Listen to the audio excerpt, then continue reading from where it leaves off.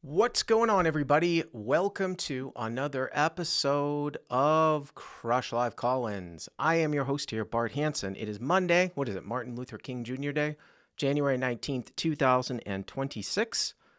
And as always, whether it's a holiday or not, we do this show every single Monday at 3 p.m. Eastern Time. And if you want to get in on the show, you can click on the link in the description, and that will get you info on how to pre-submit your hand, because you must pre-submit your hand if you want to be on this particular show. And if you submit through the Fast Rule app, of course, you will always get priority behind the existing CLP subscribers. If you are an existing CLP website subscriber, I read all the submissions. And Michael G, who's in the chat, I can see, passes along the best non-sub hands to me. Shout out to everybody in the chat. Yes, I am sporting the Gronk shirt. My Hunter Henry shirt that I wear with my son Henry needed to be washed. My wife was like, you kind of stink. So I wasn't able to pull that out, but it's washed. It's washing, and now it will be ready for the AFC Championship game, which I have several large bets on at about plus 2,000 towards the beginning of the year. So I am looking good. Hope everyone's got a great Monday here. Now, we've got 4 hands here today. We were a little bit light for some reason this week on the submissions, but 3 calls. And then I actually want to go over one of my own hands that I thought that I played pretty interestingly, that I went over on the flagship podcast from last week, but I'm going to go over it here. So shout out to everybody in the live chat. I like to keep the show as interactive as possible. And let's go to the first caller here. And this is going to be Carlos, who I believe, I know he's a CLP sub. He did submit through Fast Roll, but I believe he's a first caller. Hello, Carlos. You are up first, sir. Bart, what's up? Nice to see you. How's it going? Are you a first time? I am. All right, cool. Where are you calling out of, or where is this played out of? Yeah, I live in DC, and I played this one out of MGM National Harbor. MGM National Harbor. The last time I was down there was, I want to say, in 2018. We did a very, very small informal meetup, and I liked the room. I mean, it doesn't quite get as much action as Parks. I think they still do that 5-card PLO high game there as a regular game, which is interesting. Now there's some rooms and stuff opening up in Northern Virginia, around the Virginia area, but this used to really be the only game in town. What level are you playing at here? This one's a 2-5 with a straddle that's been going on all around the table. So 2-5 plus 10, that's a 1K cap game, is that right? Yeah, 1K cap. All right, so 1K buy-in. And if I remember correctly, you're 1,200 effective, is that right? We're 1,200. I'm sitting with 1,200. Right. Almost everyone else has got me covered, except for the button in this hand, who has about 560. Right, because I know that's going to come into play. And if I remember correctly, this is a limped pot. And was this like a daytime game or what? So this one, I popped in around 6:30 in the morning. Something I do sometimes. Interesting. Just with my schedule. So Saturday morning, but the game had clearly gone on all Friday night and into the morning. So how often, that's something that I don't get a chance to do, or I never really did that much, but it's interesting, that shift. I do know some professionals that actually, they think like they hop in there like at 5, 6 in the morning on a Saturday or Sunday to hit the overnight games. Do you do that often? I used to do it. That like Saturday early morning used to be like, just with my work schedule, and I have kids and all of that, that used to be when I could just get there. But then I learned it was actually really good. Oh, a lot of that's folks, what I mean. Were tired and had been drinking. So yeah, the game was great. Do they stop serving booze at some point throughout the night there? I don't know when. Actually, it's a good question. But the button in this hand had whiskey in front of them. So, at 7 in the morning. Yes. So what I remember from Commerce is they would stop at 2, and then they would start serving again at 6. In the morning. I had been, I partaked a couple of times. Sometimes we would sneak it in the parking lot and bring it in from the car when they stopped serving. But of course, Vegas is 24/7. So, all right. So 1,200 effective. Button's got 560. All right. Start us off here. Yeah, we have red threes. One from the straddle. So the guy left of the straddle folds. All right. I'm going to call it MP. I come in with a limp with red pocket threes. So straddle pot. effective UTG folds, you're sort of +1 MP and you limp. Okay, Yeah. that's not usually a strategy that we necessarily advocate. There are times to do it if it's a super, super sort of passive, lots of limps. Is the straddle always on in this game, or is it just once in a while? In the 5-10, it runs, maybe 50% of the time. This session, it was running always on. Okay, the reason why I asked that is because it can be different. And sometimes, if it's a very occasional straddle, it's actually, I would be more likely to limp. I don't do a whole lot of limping because for whatever reason, on occasional straddles, people play like more passively. Somehow, human nature, if it's fixed all the time, for me, it's usually going to be raise or fold. Is there a reason why you did that? No, in retrospect, I didn't like the limp as I analyzed the hand, but it was playing fairly passive. But I wanted to see how things develop behind me. All right, so you limp for limp, okay.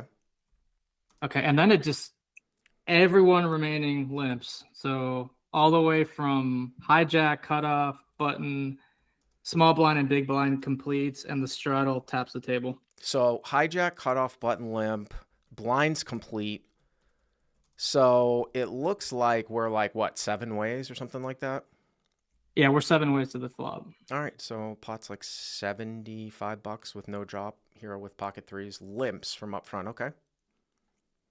All right, and now we get the flop. It was let me check my notes. Ace of clubs, 7 of diamonds, 6 of hearts. Ace of clubs, 7 of diamonds, 6 of hearts.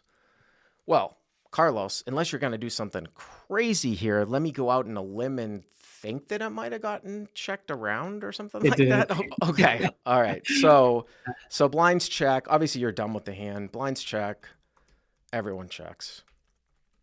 And it's a limb. Yeah, we get the 3 of clubs on the turn. Everyone checks. Pot remains $75. And boom, the 3 of clubs comes here on the turn. Just something of note.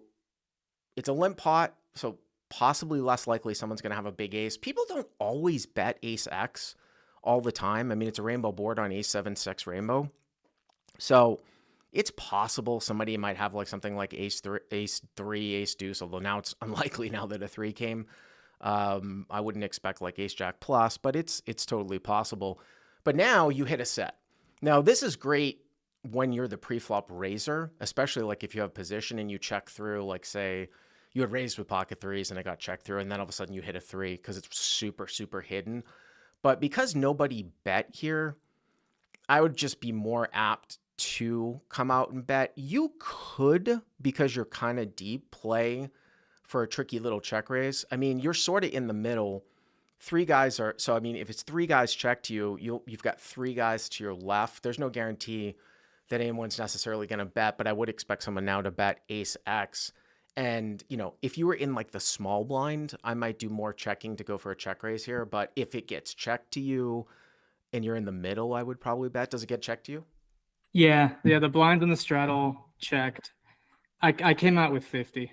All right, so hero bets 50. I think that's reasonable. I suppose you could go even a little bit larger here. Backdoor clubs have now appeared. Okay.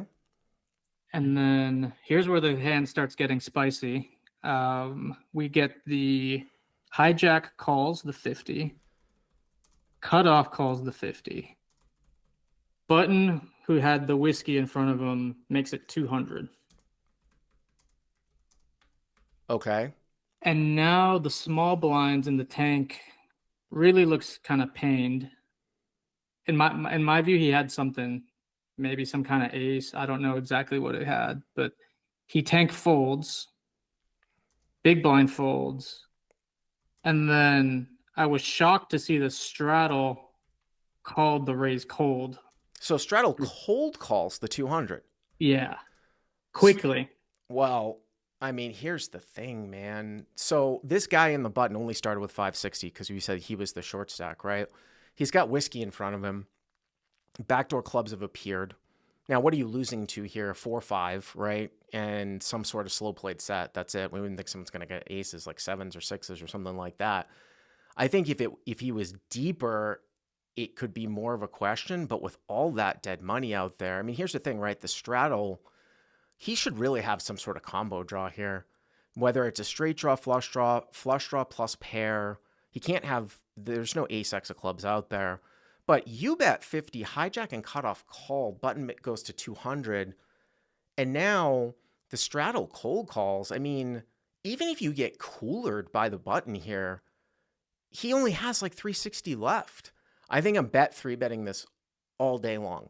Now, if you want to tell me like the situation was different where he was only 1200 and he had no whiskey in front of you, maybe you could say like, all right, well, I'm going to call here, play it as a call, see what kind of develops. But you've got these other guys here to your left. I mean, these guys put in, there's already 300 in dead money without the 200 raise from the guys to your left. It just doesn't seem like anyone has a strong hand here.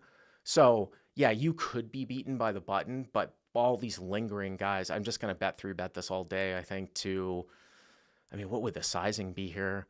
It's interesting because, you know, if this, with this guy cold calling, I mean, the pot's like, or if you put in the call, the pot's going to be already 700. So, I mean, the pot size raise would be to like 900. You only start with 12. I think I would just bet three bet all in here, to be honest with you.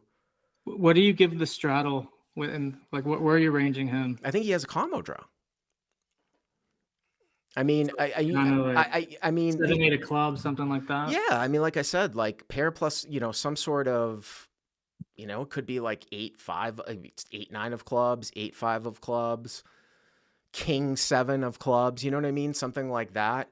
The only like ultra slow play here would be like if someone had 4-5 of clubs, which would be like the nut straight and clubs. But even still, there's still so many cards that can sort of beat the 4-5. I would expect him to even just like check raise, three bet the, if he was going to go for a check raise, three bet the guy with the whiskey in front of him. So I'm just going to happily, I think, rip here.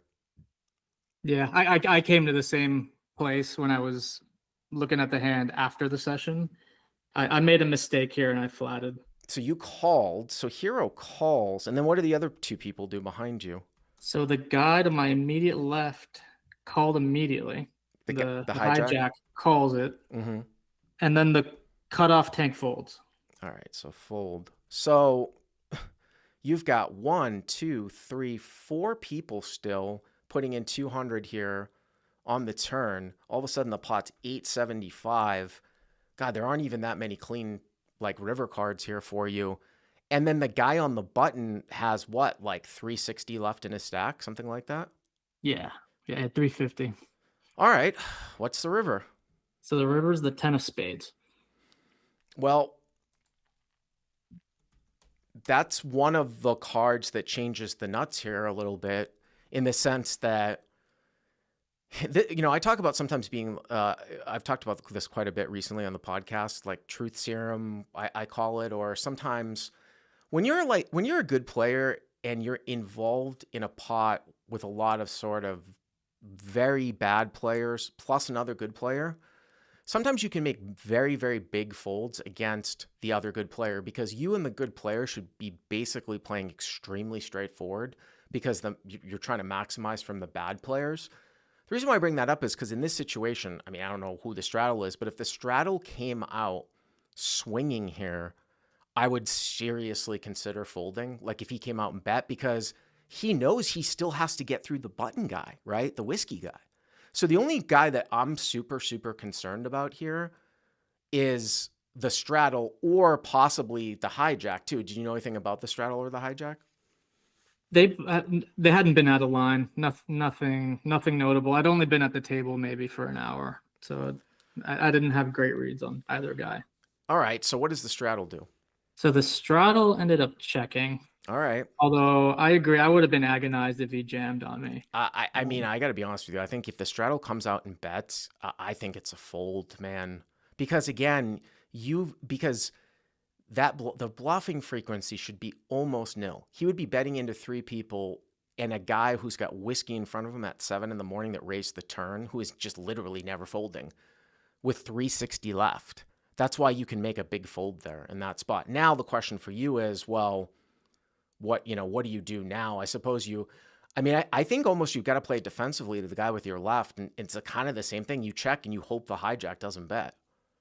Yeah, that's where I landed. I kind of went back and forth with, once the straddle checked, I did consider a value bet here, but just with the flow of the hand, I felt like I was going to hear from the button one way or the other, and I wanted to see whether the cutoff jammed. So I did check. So you check, and you mean the hijack, right? That's what I Oh had. yeah, I meant the right. hijack. Yeah, So you're right. you check, and what does the hijack do? The hijack checked immediately, All right, so the hijack checks. Okay. which I felt really good about. Okay. And then the button jammed the 350. So button jams 350. Straddle folds. Straddle folds. All right. So to my before you say delight. anything, if the straddle calls, I think you actually do overcall here. Yeah, I would have Yeah. overcalled to a call. I would have puked to a jam. Oh, if like the straddle check jammed or something, Yeah. that would have been really, really strange. That would have Yeah. been very, very strange. You know why that would have been so strange is because you don't even want to do that with the nuts if you're the straddle somehow, right? Because the button already jammed. So why would you drive out the other people in the hand, right? Like it Yeah, got that's a really good checked to point. the button. That would be very, very strange. Straddle folds, okay. Straddle fold. I made the call. All right, so you do, so I was well. Let's take a look at this. So the button jams for 350 and 875. So it's 11. So it's 1225. A 350 for you to call, and the guy's got whiskey in front of you. I got to be honest with you, like you really shouldn't beat any value here. I mean, it's hard to fold a set getting this price, especially if the guy's wild in any way. And some people in the chat are chiming out, what if he's got ace 10? Well, check the flop, raise turn. I guess once in a while doesn't raise pre-flop. That's kind of stretching it. But if it was like a large bet, you could make a case for this to be a pretty tough decision. Do you know what I mean? I mean, Yeah. it's one of these spots where he shouldn't really be bluffing all that much. Now, again, what do you lose to? You're losing a 4-5 that didn't bet the flop and other sets. A 1225 for 350. Yeah, I think I throw on the call. Yeah, with the price, I just couldn't ever see a fold here. Although I did expect to lose, some percentage of the time, either the 8-9 or the 4-5. So hero calls, and then does the other guy fold? I did. Yeah, he did. The hijack folded pretty fast. And I lifted my cards with one hand, just showing. I was intending him to show him the set, but I think I showed him just a single 3. I asked him, "Hey, is this good?" And he saw a single 3 and he mucked. Wow. So he had just total air then, I guess. Which can't really make sense. Just the way this went down, I don't see how you could jam. Well, it's also interesting too, because like the combo draw on the top side that misses, like the 9-10 pairs, right? If the river's a 10, so it's not like a 3 beats that. I mean, I guess he could have had something like king 4 of clubs or king 5 of clubs or up and down. I did get everyone else to tell me what they had in the hand. And what did everybody else have? The small blind tank fold, the turn was the ace 6 apparently. Oh wow, top and bottom, and then top and bottom. The turn. Yeah, I thought that was a tight fold on his part. Yep. The straddle had queen jack of clubs. Straddle had queen jack of clubs. Just a cold call, huh? That's pretty iffy. Yeah. Just a naked cold call. I would have folded in his spot. Yeah. Because again, for the same reasons, like you can open the betting back up, right? Exactly. Yeah. And then the hijack told me he had pocket 5s. And the cutoff told me he had pocket 4s. Hijack overcalled with pocket 5s on a 1-liner there. Yeah, pretty. Yeah. I mean, good game, as you can tell. But so, I botched this, I think, on almost every street. Hey, that's why we call it in. I mean, I'm just going to go back and just think that, obviously, I mean, you got the bluffing equity anyways from the guy because he nakedly bluffed at the end. But a lot of times a guy might just shut that down, and then you lose out on the 350 that you would have gained from him calling off. I assume that the guy in the straddle is not going to call the rest off with a naked non-flush draw. That would be terrible with one card to come, but who knows, man? Who knows, right? With queen jack of clubs. I wish I jammed the turn. Yeah. But live and learn. Yeah, no problem. All right, Carlos, thanks for the call. I appreciate it. Bart. All right. Alrighty. I love me some limp pots. I can see Nate in there saying he hates limp pots. I'm not saying that I play. I just love analyzing limp pots because I've seen so many of them, and they're just kind of like live dynamics that go on quite a bit. All right. Let's move to the next caller here. And this is going to be Brandon. And Brandon has called many times. Hello, Brandon. You are up next, sir. Hey Bart, how you doing? How's it going, Brandon? Where are you playing out of here? It's not a Mohegan Sun. Is that your regular place to play? Yeah, it's always gonna have 2.5 running. Sometimes they actually at the end of last year they had 2.5 10s going, which was rare. But yeah, it's by far the best place in my opinion to play in the area. I don't know if anybody else has this problem. There are certain words that I just cannot spell no matter how many times I've actually written them out. Mohican is one of them. I don't know what it I'll figure it out. All right, so Mohican Sun 2.5. And what is it, a 1K cap? $1,000 cap. Yep. All right, and how deep are you here for this hand? So effective. So there's two villains in the hand. I've got the whole table covered, but the button has $1,000 roughly. Mohegan lets cash play, so sometimes it's tough to like really see how much someone's playing. And the big blind came in. He actually just came to the game and he sat down with about $570. Big blind has 570. Yeah. Yeah. So it's interesting that Mohican does that because usually there's a lot of places that don't. I mean, I remember way back in the day in California, they did that, and then in Vegas for a while. I hate it personally, just because you don't know how much somebody has, and then you're gonna keep asking them over and over, and it's slower too. It's just, yeah, I don't like it. Yeah, and the other issue too is like if they keep the cash behind them, you kind of feel like a jerk asking how much they're playing. But that's what I mean. Yeah, and you have to pay them, like, right? If they lie to you, so right. And then I don't know. I heard this story with the whole gypsy roll. I don't know if that's an urban legend or not, but it's one of these things where you don't know, like if a guy in a big game, if a guy's got a strap of 10K, does he really have the hundreds and the 10K? And the casino's not going to enforce it. We talked about that. So, all right. Yeah. All right. So start us off here. All right, so I am under the gun. It's full ring, full 9 people at the table. Mm-hmm. I've got ace of clubs, jack of hearts under the gun, and I open to $15. So just straight 2-5. Yep, straight 2-5. And it folds all the way to the button, and the button just flats the $15. Okay. And the big blind calls the 15. He completes and calls $15. Right. So $45. Is this a time game, by the way, or a rake, or what? It is a rake. Like some percentage up to $6 or something. Yeah, I believe it's $10. They just went up. It's like $10 up to $6, and then they take another dollar for the bad beat, and then if they have a high hand promotions going, then they take another 2. 10% up to 6 or something like that. Okay. Yeah. Plus promos. Yep. All right. So 45 here to the flop. Hero with ace jack as the pre-flop raiser from under the gun. Okay. Yep. Flop comes jack of diamonds, 6 of diamonds, 2 of spades. Jack of diamonds, 6 of diamonds, 2 of spades. By the way, I do have to note that people saying fold pre mathemagical 55. We washed over that a little bit. I mean, if you're playing by a rote chart, sure. Yeah, ace jack, early position, 9-handed in a non-anteed game. It's probably very, very close. I tend to think that in a 2-5 game, it's too good to fold, just like I open king, queen off.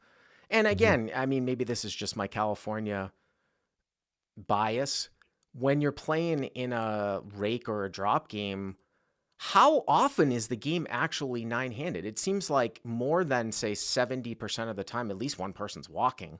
So that's where it comes in, where I open this from under the gun, like playing like 8-handed or something like that. All right. Yeah. And theoretically too, when you open at $15, you can open more hands, right? So if you get 3-bet, you just comfortably fold, which is nice. So you can play the hand pretty easily. So that's the way I kind of look at it. I've given my whole thoughts about pre-flop raising. I mean, I try to find the raise amount where people are still calling with dominated hands. I do think that you can vary your raise size, a little bit here too. Definitely. All right, so jack of diamonds, 6 of diamonds, deuce of spades. So hero's got top pair, top kicker. Okay. Yep. So the big blind checks and flow. I check in the middle. You check? I do. Yep. Why? I don't know if I'm just watching too much YouTube. I know check 100 is becoming like a thing. On jack 6 deuce though with 2 diamonds. Yeah, I guess in the game, I was trying to see if the button wanted to stab. To set up a check raise, and then because I know he was kind of fishy, so he could have like king jack, queen jack. I mean, this is not like jack 9-8 or something like that, like it's right. There's no 2 pair out there, so yeah. So it is relatively dry, but yeah, but I did check. Okay, so I mean, personally, I would just go like 30, 35. But all right, so you check from under the gun. Yep. And the button bets $40. So like, wow, full pot, right? Yeah, Button kind of bets. it kind of threw me off actually a little bit when he takes that size in. By the way, what time of like it was this like a daytime game or what? This was I went after work, so this is probably around. This is like this had to be like 9 o'clock at this point, 8 9 p.m. at night On a weekend or on a weekday. weekday? Weekday. Okay, all right. So button bet's 40. Yep. And then the big blind calls off the short stack. He calls, Mm-hmm. and I call. And hero just overcalls. Yep.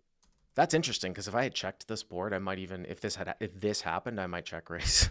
Yeah, again, his sizing kind of threw me off a little bit, so that's why I think I kind of went passive here because I mean, it would be better to have an overpair and unblock Jack X here. Agreed. But yeah. you know, I mean, yeah, you're losing to like 6-6 and deuce. The other thing that I was going to say is that when you check certain boards, some of the time, like what ends if you're doing a lot of this just out of curiosity, what happens if the button bets and then the big blind check raises? Fold. You just always fold all your one pair hands if it goes bet raise after checking as a pre-flop raiser with like top pair. Depending on the table, who's sitting there. Yeah, absolutely. I can just comfortably fold and never. And I mean, I might be wrong once in a while. Are you just going to give the big blind having like a set of sixes or deuces here? Again, player dependent, but a lot of times you're just going to run into the nuts. More at Mohegan Sun, just the way the player pool plays. Okay. That's just my again depends on who's in there. Yeah. I mean, the other issue here too is the way that you've played it as a natural motion. You're going to check turn, and then a lot of times it gets checked through. But all right, 40, 80, 120, 165, right? Yep. Okay. All right. Now the turn comes the 3 of clubs. All right. So the 3 of clubs comes off, brings in a gutter, I guess, to a 4-5 straight. Yep. Yep. And that's where it gets interesting. The big blind now donks out for $100. He doesn't 4 green chips. Leads out. Big blind bets out 100. Yeah. Yep. So what is that? I mean, what does that usually represent? I would say it's kind of, I mean, sometimes you'll see a little stop and go play if your head's up, but when the button bet's full pot here, and then you overcall as a pre-flop raiser, I would be shocked if the big blind just had something like Queen Jack, King Jack here. Right. That would be very, very shocking to me.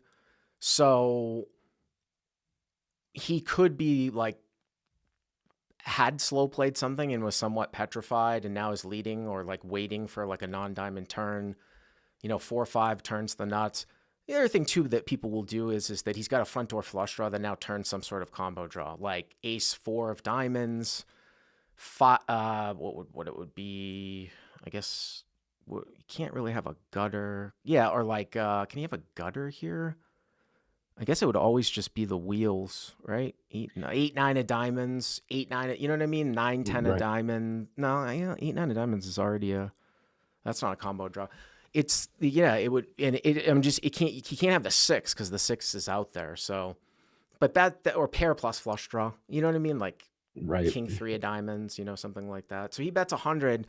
You've got ace of clubs, jack of hearts. I mean, it would seem very, very nitty to fold. And I kind of got on you for the whole, like the way that you played the flop. If you think this game is as nitty as you actually think that it is, you could fold here. And the reason why I'm saying that is because the hands that you want him to have are a lot of that like lesser Jack X, and I don't think that he has much of that. I'm talking about like in some sort of like squeaky ass game. I mean, it would be an exploit with a guy behind you. You can't really improve. So It sounds to me like you called, I'm gonna assume. Yeah, I'm gonna quote your friend David Tuckman. I got too much hand here, so I don't think I can just fold right now. Is that what he says? Yeah, he says it in commentary on Hustler. Oh, I think Dave like got reamed again. He played Hustler Casino live and lost twice again. Yeah. I think that Senior Tilt bought him in. I think he got roughed up again. But he says he's gonna play more. So. I got to get out there, man. It's been when's the last time I've been out there? It's September of 2024. It's crazy. I know you had the greatest call in like poker history with the Jack 4. He said you need to be on there, No, I know, I want to, but it's hard though because they don't really pay me that much to go out there, and if I don't get to play in the game. It's just, and the mechanics of bringing a lot of money out is a pain in the ass too. But all right, so Yeah. big blind bets 100. You call. And I call it, and the button folds. All right, so the button folds. Well, that's good. Button folds. So now the pot is 365. I'm just kind of looking in the chat too. Does anybody say fold on the turn? Big blind has dirty diaper. That would be what, like the deuce 3 of diamonds? Yeah, and Beat Hamper says I don't see a single pair being good here in a multi-way pot. Yeah, I mean you could fold turn. All right, 365, and you guys. Oh, the big blind's kind of short, right? He is, yeah, and that's the other thing too. Buying in short, I tend to think people that buy in short are risk averse. So I think like he just might have it here. So what do you think about that? Do you think that's a thing, or? Well, I mean, let's see what he does at the end. Yeah, good point. Yeah. So what's the river? The river is the 3 of hearts. Well, the 3 of hearts comes on the river. So what does that do? Well, is that good or bad for you? I get in this specific situation here, it might, I mean, the draws break out. If he had like ace 4 of diamonds, ace 5 of diamonds, something like that. But that's the only combo draw that's really out there. We talked about that. 4-5 was already out there. And then if he has some sort of 3x of diamonds, and people underestimate, remember, you only went 3x pre, right? So there's like people, the guy's getting an incredible price. I mean, he's like, people are going to call with up and down suited cards here for $10, closing the action in the big blind. Yep. The reason why that is because like now all of a sudden, like king 3 of diamonds, queen 3 of diamonds, you know what I mean? Like all these like stupid 3x of diamonds types of holdings, you now lose to those too. Right. So 365, river's the 3 of hearts, jack of diamonds, 6 of diamonds, deuce of spades, turns a 3 of clubs. Now the river's the 3 of hearts. All right. So what does he do now? All right, so then he goes all in so it's interesting when he put it out, he said he had a short stack, so it wasn't like divided like into $5 chips. So he said $316, but I saw that there were 4 blacks, so it ended up being $416. So I don't know if there's anything to looking at, like nervous. But he goes all in for $416. I don't know, man. I don't know. I think this, I mean, again, like that whole check call donk, the fact that the 6 of diamonds is out there, which means unless I'm missing something, the only combo draws are the ace deuce, ace 4, and ace 5 of diamonds hands, and you lose to a slow played stop and go set, and you lose to the 4-5, and now you lose to the 3x of diamonds, like 4-3 of diamonds, 5-3 of diamonds. Guy bought in short and now is moving all in. I think I'm gonna folderino here. Yeah. Did you not fold? So I tanked a little bit. Again, I was up big on the session too, so I don't know, maybe that played a role in what I did here. And then they wanted to do a security came over because they wanted to do a fill. So like I'm just like holding everything up a little bit. So I hate doing that. But I kind of going back, I just think I have too much hand here. And I called. Too much hand. Hero calls and the villain turns over Jack 8 offsuit. What? Yeah. Oh my god. The whole clicking buttons thing. Yep. So and hero's good.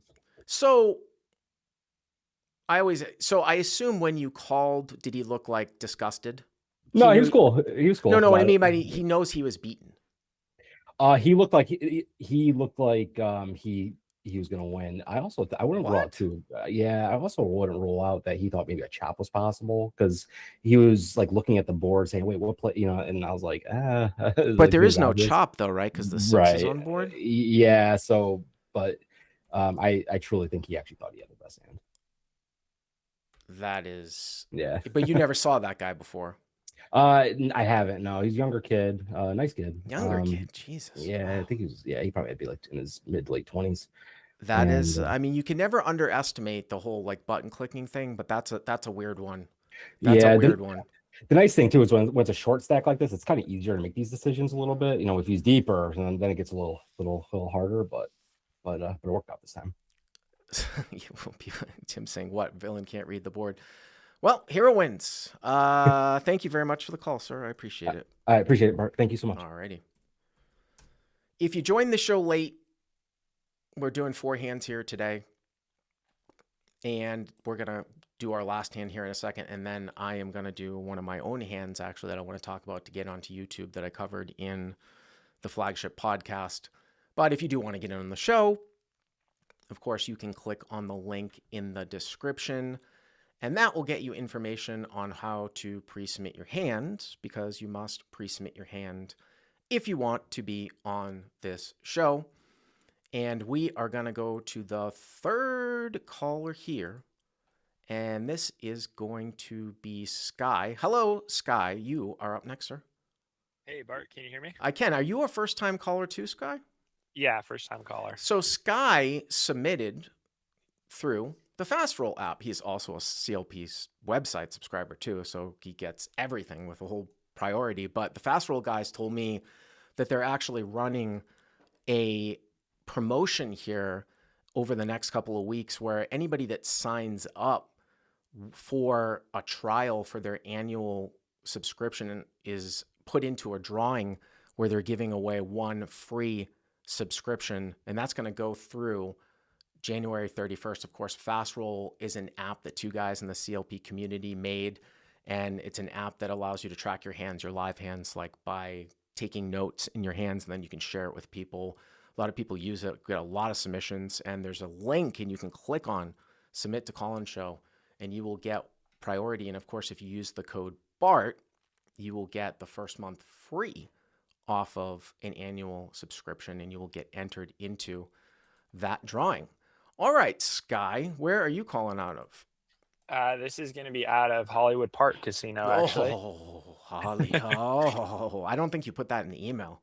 No, I don't Good think I did. old Hollywood Park. Shout out to my buddy and longtime sub, Joel from California, who was texting me during the Patriots game yesterday. He plays at Hollywood Park. Hollywood Park, give you a lowdown in LA, is the best $5 game, $5 blind game in LA.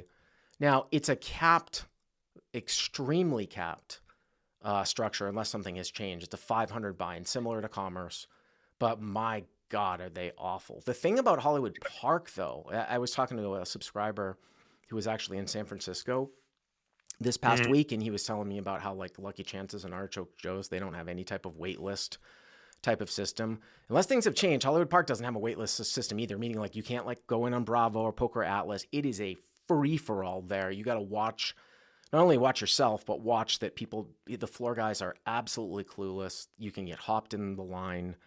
It just sort of comes with the territory. So yeah, and for the 5-5 game, it's just like the floor guy is doing it, not like the main guy who does the rest of the game. So if you know the floor guy good, you could just get hopped right in. So well, I talked about tipping actually on my flagship podcast this past week, and there was just a discussion. Well, a dealer gave me a dirty look at Encore Boston Harbor for not tipping him right away, and I was saying, well, you know, tipping the dealers, it's everybody's own prerogative. If you're playing for profit, you got to keep your tipping in check with the dealers. However, if you're playing in a room that allows you to tip the floormen and the brush, and it's to your benefit, then by all means, tip the floormen. So this, are you playing 5-5 here? Yes, this is the 5-5, 500 cap.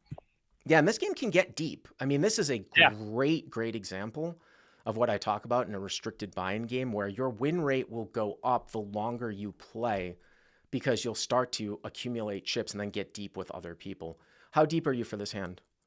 So we are 800 effective, and I'm the effective stack. 800 effective. And this is like the land of the good old limp re-raise, and the land of like people opening to like 30, 35, stuff like that. Oh yeah, the opening sizes, from 40 to 15, anywhere in between. All right, so start us off here. So I am in the button with red jacks, and it folds to me. And this is non-straddle, so just 5-5, and I raise to 20, which is pretty standard. And the big blind calls, so we're heads up. Just a little live hack specifically for 5-5 games, which are California games. A live hack is that when you pick up a big hand on the button, jacks is a pretty big hand, but like aces and kings. Now, normally in this game, I would be opening to 20 or 25, or sometimes even larger, depending on how loose the game is. Mhm. If you open to 15 instead of 20 on the button, somebody's calling range in the big blind might go from like 25% all the way up to like 75%.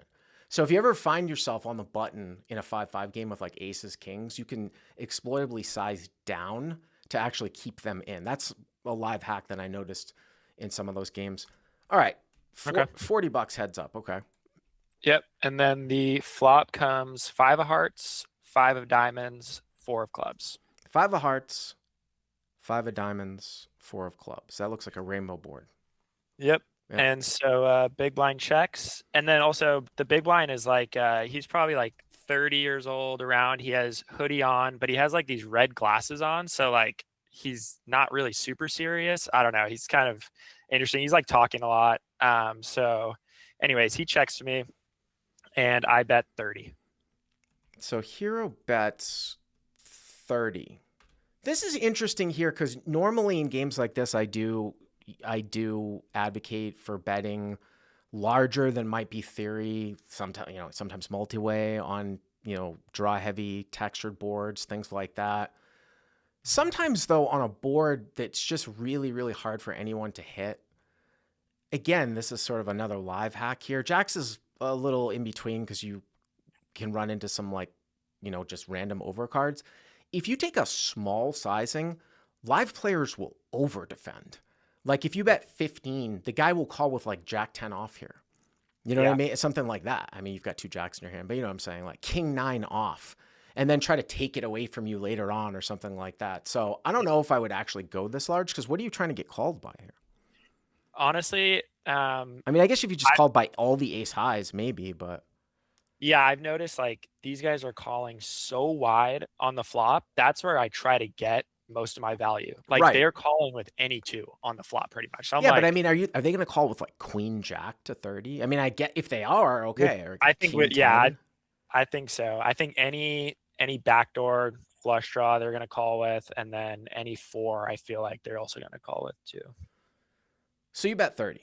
Yeah, 30. Okay. So, and then he calls. So big blind calls. See, this is where I said I would have kind of gone a little bit on the smaller side, but okay. So it's $100. Yeah. All right. Yeah. Yep. Pause 100. And then the turn is the 4 of diamonds. 4 diamonds. Yep. So the board is 5-5-4-4. Yep. So backdoor diamonds now possibility, and he checks to me again, and this time I bet 50. So you bet again. Yeah. So what are you targeting here? Ace highs? Yeah, I think ace highs and then any backdoor diamonds, and then maybe like, if he was like open ended on the flop, like 6-7, or I mean, Those are going to call. Those are going to call on a double paired board. I think so. I mean, I don't know. I mean, what I was seeing in that game that night, they were calling with any 2 really on that one flop. So I don't mean, know. That's what I was thinking. this is how I would. I mean, this kind of goes to what I was talking about, and this is why jacks are a little bit different than say like kings or aces because you get random overcards. I probably would have bet kind of smaller on the flop. Checked back actually a lot of turns to induce a bet here, and this would have been one of them. If you want to say that if these guys will call with ace high now because you bet 30. I still tend to think that it takes away like some of just the random junk like 9-10 and things like that. So you could say that he's got some ace highs here. So you might bet again to get called here by the ace highs. And maybe the ace highs would call again. It's just, you do a fair amount of checking back here in the spot. They're going to have more 5s and 4s than you are. Not that that matters in this particular situation. This game wasn't necessarily overly aggressive, but there are like little times when people make moves because, it's not like you're under the gun. You're on the button, so you supposedly could have some of these hands. I mean, Jesus, if you're betting jacks for value, I guess you're just betting a lot of things for value, right? Like a 5, a 4, all this other stuff. Higher over pairs. Yeah, I mean, do you think he's calling with like 6s and 7s? Like that's probably in his range too, right? Yes, absolutely. No, any playing pair or ace high. Yeah. Yeah, so but I agree with you. Now looking back, I think it might have been a little thin, and I was kind of just maybe driving this hand a little too hard. But so I bet 50, and then he check raises to 175. big blind raises to 175. So the first thing that kind of jumps out at me here, there's a little bit of conflicting thought that has to do with button clicking. In a normal situation, if I was the big blind, we can always overthink these things. Mm-hmm. I probably am not check raising a 4 here if you're betting again. So a lot of times for value, like this is just going to be, I guess, a 5 or nothing at all. But if you have guys that don't understand like hand equivalencies and stuff like that, they might check raise a 4 here in a spot like this. You wouldn't check raise a 4 here on the turn? If you bet the turn? Yeah, maybe you're right. I just, because you're so wide here, right? I feel like a 4 against a very, very wide range might be the type of one that I want to put into like kind of a bluff catching, make my hand look like ace high, or you know what I mean? Something like that. Yeah. I mean, if you were under the gun, I mean, funny, if you bet the turn under the gun too, that's like, what are you necessarily betting? But that's what I'm sort of conflicted by, because here, if he's only check raising a 5, and a lot of guys would slow play that, you could make a case that could be like bullshit. But if he has some 4s here just because he has them, I mean, listen, the pot's 150, so you bet 50 into 100, so it's 325, 125 for you to call. Is that right? Yeah. I mean, you could play some Fifth Street Chicken here and see what he does. Yep. See what he does at the end. But then again, though, I mean, you still might get a bet here anyways. You still might get a bet here anyways. That's exactly what I was. Yeah, that was exactly what I was thinking. I was like, all right, well, I kind of tanked a little bit, and I was like, well, I can call here, and maybe he shuts it down on the river, see what happens, or like see what the river is, right? If it's another diamond, I don't know. Do you think he could be doing this with diamonds on the come? On a double paired board? I mean, maybe, to try to put, some people are saying he could check raise every 4. I mean, I suppose he could. I would still. Yeah, he could. If you put yourself in the big blind spot, I don't know if it's necessarily the best play unless the guy's going to call you with an overpair. Right. So like hero calls. Yep. So I made the call, tanked a little bit, and then made the call. And then the river rolls off the 6 of hearts. So the pot's 450, by the way. Yep. So the board is 5-5-4-4-6. Does that change anything? Well, if it had some sort of, backdoor draw that now makes a straight, like 7-8 of diamonds or deuce 3, something like that. You know what I mean? It makes a straight. Okay. Yeah, I was thinking maybe 7-8 of diamonds specifically, but yeah, I don't know. Didn't really change too much. And then he comes out and bets 325. He thinks for a second. So he's like, look, I could see him looking at the pot, like trying to figure out, how big the pot was and everything. And then he bets 325. He looks at my stack too. He asked me how much I have. I could see him kind of trying to do the math, and then he bets 325. See, I probably think that I might do some calling here more often than people in the live chat think, just because it's Hollywood Park and I've seen this type of shit before. Yeah. I mean, when you look at it, so you raised to 20, he called, and then he check raised turn, and then he's following up with 325 at 800 effective. You don't know anything about the guy. Sometimes it's like game flow issue with like if people are trying to run big bluffs on these types of boards. Yeah, I will say, so it was the first time I played with him, but he was definitely getting in pots and playing pretty aggressive. I would say like on the laggy side. And that's why I thought about it. Like that kind of entered my head. I was like, man, this guy's like kind of laggy. And like he could show up with anything here. It's Hollywood Park 5-5. I'm like, man, I really just want to get curious here. But I don't know, just like him, really looking at the pot and, the bet pacing, right? I know you talk about that. And then I don't know, the turn check raised, like that just seems pretty strong. And, if he's not doing that with backdoor diamonds on the turn as often, then he just has a lot of value here.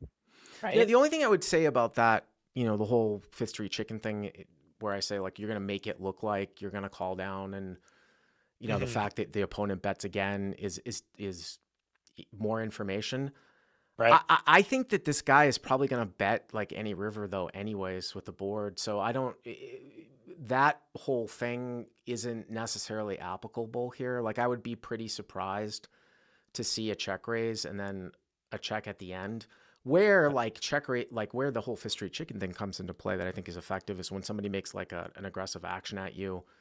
You know, you hold an overpair on a different type of board and they check raise turn and you call and it looks like you're going to call down. Here, it just looks like he's always going to bet out anyways. So, Right. I mean, call or fold. If you called the turn and he was going to, here's the thing. If you called the turn and he was going to bluff 100% anyways, and you thought you were good, it doesn't really change anything except that it brings in, I guess, some straights. I mean, it's not a diamond, right? Yeah, If he's structuring that way. And I mean, Right. what would be a better card besides a jack, like an offsuit 10 or something? You know? Yeah. Yeah. Honestly, I was just thinking what his bet sizing was going to be and how he bets out would be like the difference of me calling. I mean, obviously a diamond, I'd probably fold, but any other card other than a diamond wouldn't really. I mean, maybe a 4 or 5. I don't know if that would really change. Well, I it mean, I guess should. it cuts down. Yeah, it cuts down on his. Well, a if he has five. I mean, four if or you, five. if a 5 comes, now you beat a 4. Oh yeah, that's true. You That's only right. lose to a 5. 5 would have been good. 5 would have been good. So Yeah, what? that's true. So what did you do? So I ended up making the fold. And did you get a yeah. reveal?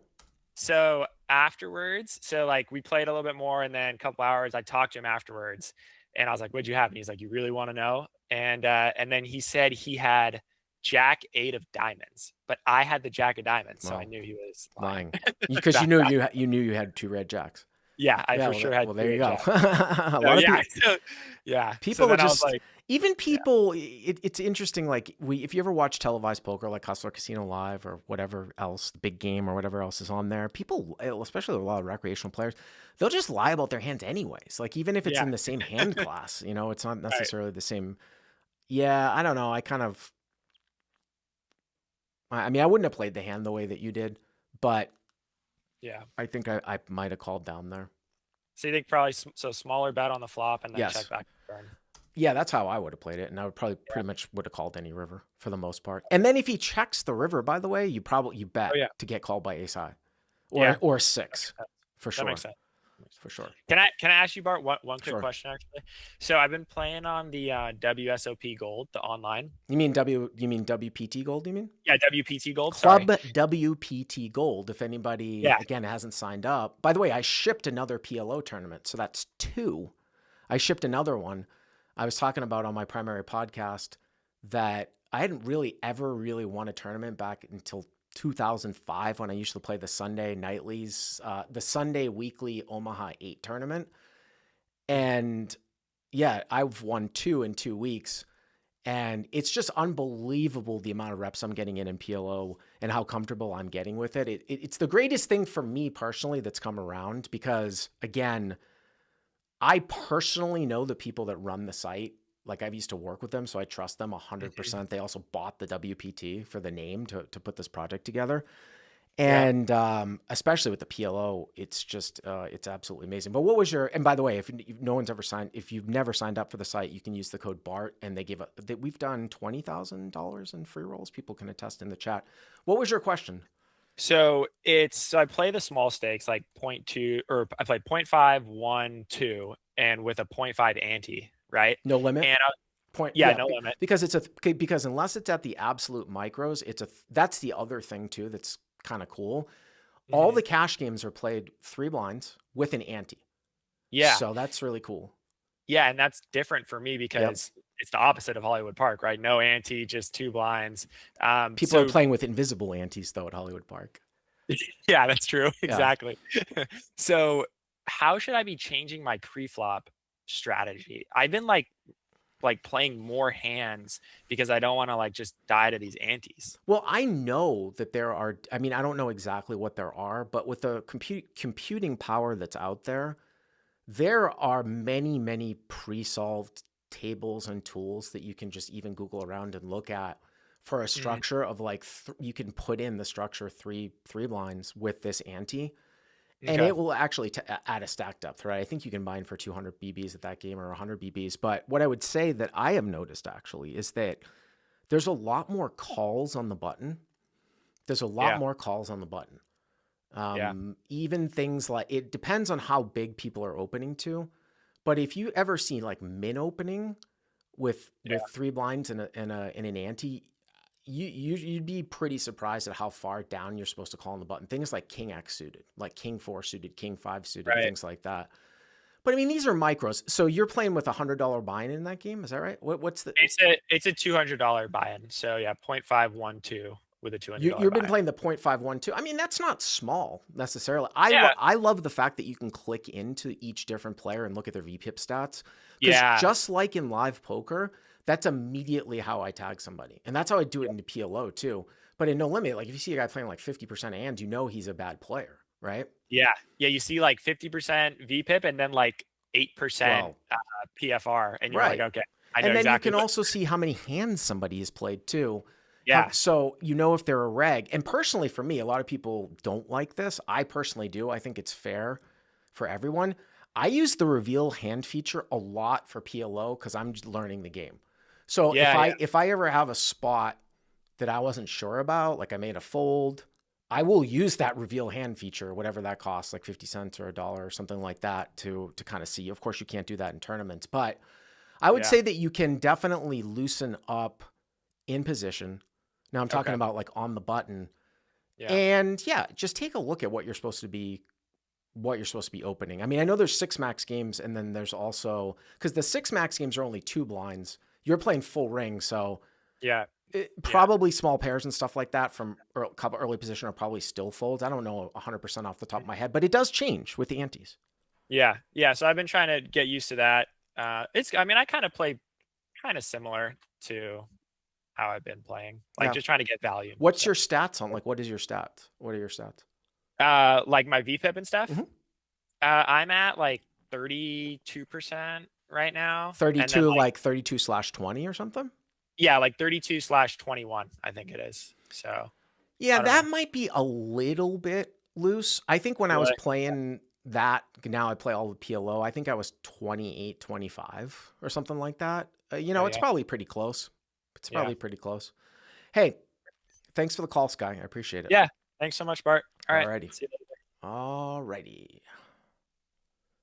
So let's move along to the last hand, which is my hand. My hand. And CLP subs, you've heard this one on the flagship podcast, but I want to do it here because I wanted to make a YouTube video about it, and I don't get to do my own hands all that much. So here we go. This was played on Tuesday last week. And the setup is 2-5 plus 10 Encore Boston Harbor. Now, I will say that this was, which I don't like, I didn't know at the time, this was after a big tournament that brings a lot of people in. I had to wait for 2 hours, actually, to get in the game. So it was a bunch of unknown guys. And the 10 was on, but it wasn't always on. And we were 1,200 effective. So in this particular hand, the villain in the hand was a younger guy. And I could tell by the way that he was talking to his buddy who was across the table from him that he wasn't really all that experienced. I hadn't seen him open many hands. So, and he didn't, I think he was up maybe $500. He had bought in for like 700. So you can kind of keep that in mind with the backstory here. And like I said, he hadn't really opened many hands. So 1,200 effective. And it starts off with this guy who was in the +1, raising to 40 at 2-5 plus 10. And it gets folded to me, and I am in the straddle with ace of clubs, 9 of clubs, and I call. And we are off heads up to the flop. The flop comes out 5 of spades, 4 of hearts, 3 of clubs. 5 of spades, 4 of hearts, 3 of clubs. So we've got a backdoor flush draw here, 2 overcards and a wheel draw. But much like I've talked about, usually with a higher kicker, sometimes you can actually drive these hands as a semi-bluff if you actually examine the amount of equity that you can actually have against like a high pair like jacks or something. Like if you can imagine having like ace queen with a backdoor like against jacks or something like that. And the interesting thing about this particular spot for me was that, well, let's just play the rest of this out. So 5, 4, 3 rainbow. So I check, and +1 goes sort of in between, and he bets 40. So he bets 40, and I was like, all right, well, this guy can be betting a wide variety of hands. Even if he has an overpair here, I'm going to have some equity as long as he doesn't have like aces. And there are a lot of cards here against a guy that might not necessarily be comfortable that is going to make the board look very, very scary for him in terms of like the one-liners and things like that can come, like a 6, a 7, a deuce, things like that. And I thought that, there was a good chance he might just fold right off. Like he might bet like ace queen and then just fold, overfold a little bit some of the time. So I wanted to keep my sizing in check because I was already sort of playing this out in my head in terms of the rest of the stack. So he bets 40, and I check raise here to 150. So he goes 40. I check raise to 150. He thinks about it for a little bit, and he calls. Okay, well, that's normally, I suppose he might have, like I said, like ace queen, ace king, something like that with a backdoor. Again, against an uncomfortable guy, I think he's probably just going to fold that out. So I kind of lean him towards him having, some sort of overpair. So we put in 300 on the flop. So now the pot is 385. He makes the call. Now the pot is 385. The turn is an interesting one. It is the deuce of diamonds. So now the board is 5, 4, 3 deuce, and we have a wheel. And I have to tell you, with the exception of maybe this guy having pocket sixes here, maybe, there's just so little chance that this guy is ever going to have a 6 here. I just don't think that he's going to have a 6. So with that being said, if he has an overpair, it's going to be very, very hard for him to continue on anyways. Of course, we beat an overpair, but the way that I wanted to set this one up was I wanted to make bets where the river bet was somewhat substantial, where he was going to have to really go into the tank to call with a wheel himself. Like if he had an ace high wheel. The overpair part, I don't really care because I think he's just going to like basically fold out anyways. So I'm kind of doing the math out in my head. I'm like, well, we start with 1200. If I go like 250 here, not like a crazy overbet, but 250, maybe once in a while he'll get curious with something worse. If he continues, he's going to have mostly like ace-x, or he had like a set or something, right? Set of 4, set of 5, something like that. So I bet 250 here. And he thinks about it for a little bit. And he calls again. So now we put in 500 on the turn and 885. And I've got about 750 to 760 left in my stack. Why do people keep asking what my hand is? It's all here, buddy. It's all here. Ace 9 of clubs. I got ace 9 of clubs. I got a wheel. So 885 in the pot. River comes off a clean card, 7 of hearts. So now the board is 5, 4, 3, deuce, 7. I've got about $760 left in my stack. Again, I think the guy is relatively uncomfortable anyways. And this is what I was talking about when we're talking about setting this up and sometimes actually betting somebody off of a chop. If he has an ace here and I ship for 760, how often is he going to call? It's like a free roll bet, right? It was already a one-liner out there anyways on the turn. Now the 7 doesn't really necessarily change anything, But against a guy that isn't necessarily comfortable, maybe at the stakes, or isn't all that experienced, and then if he thinks, oh, well, at best I'm chopping, he's got to like lay a price, right? So, oh, wait a minute. Sorry, guys in the chat. I never put it up. Oh, sorry. How about that? How about that? So we'll go through it real quick here again. +1 to 40. Hero calls on the straddle. Ace 9 of clubs. 5 of spades. 4 of hearts. 3 of clubs. Hero checks. +1 bets 40. Hero check raise to 150. Call. 385. Turn. Deuce of diamonds. Hero bets 250. +1 calls. 885. Hero's got about 760 left in his stack. For those reasons, Hero jams all in. 760. So this guy thinks about it for at least 10 seconds. At least 10 seconds he thinks about it. So obviously, I'm thinking to myself, this is exactly the way that I have read this hand. Is he going to call off here for the chop? And maybe you can put yourself in if you put yourself in the villain's perspective, and you had something like aces, you had ace, king, ace, queen with a backdoor, and you decided to peel to the check raise. Or what else could you have here? If you arrive here with a wheel, however it is, with the ace high, and you call the turn, are you going to call the river here? Knowing me, that obviously if I check raise from the straddle with a set, and then the villain calls, I know the deuce is not really a great card for me, in the sense that it's going to put out the bottom end wheel for people with an ace.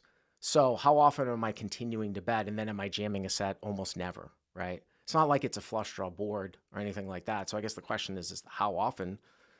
When it's so obvious that an ace is a straight, how often are you calling with an ace here? So this guy takes 10 seconds, 5 or 10 seconds, and then he finally puts in the one chip call. And I'm like, all right. So I turn over ace 9. 99%, 99% expecting to chop. And +1 has 6-5 offsuit. 6-5 offsuit. And I lose over $1,000. I still like the way that I played the hand, whether you want to call it unlucky or not. The guy thought about it for 10 seconds at the end. This other guy at the table is like, what were you thinking about? The guy was like, well, 6-8 now. 6-8. So, anyways, that actually hampered what was a pretty decent session. I still ended up winning pretty big. But sometimes there is definitely value in getting somebody off of a chop. This one was just a little bit unlucky. And that was that. So, that was that. Again, if you want to get in on the show, you can click on the link in the description. And that will get you information on how to pre-submit your hand, because you must pre-submit your hand if you want to be on this show. And we will be back with the Patriots being the AFC champions next week at the same time at 3 p.m. Thanks for everybody keeping it real in the live chat. And we'll see you all next time. Bye-bye.